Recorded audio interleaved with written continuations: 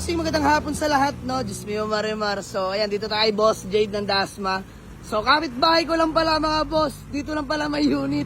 So, nag-shopping tayo, mga bossing, no? Tatlo ang sumama. Lahat, puro sariwa at Class A unit. So, dito, mga boss, Honda CR-V Gen 3, 2008 model, automatic transmission.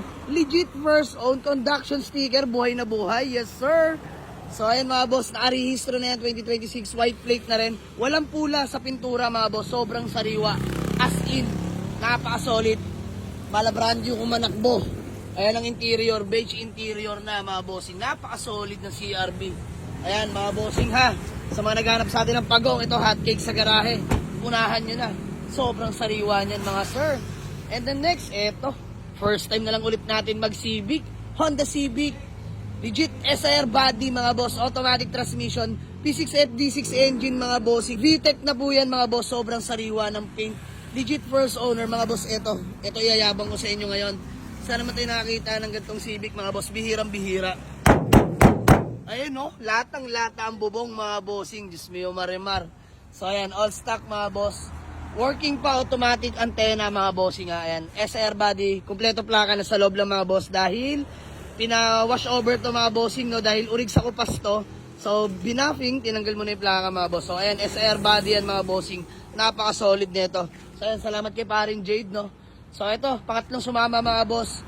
Hyundai Getz na 2010 model, manual transmission, Class A units din mga boss, legit first own, conduction sticker. Tatlong unit pala to parehong first owner no. Tatlo, lahat first owner. So si paring Jade lahat humarap nun. So nakuha na lang sa atin, pass break na lang niya sa atin to mga bossing.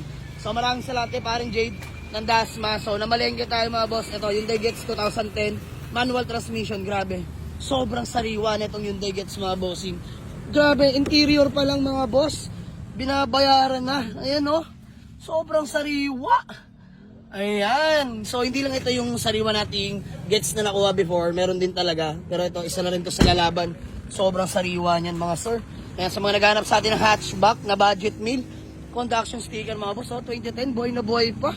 Napaka-solid niyan, Hyundai Getz na yan. So tatlo sumama mga boss, lahat sariwa, lahat parehong galing sa first owner.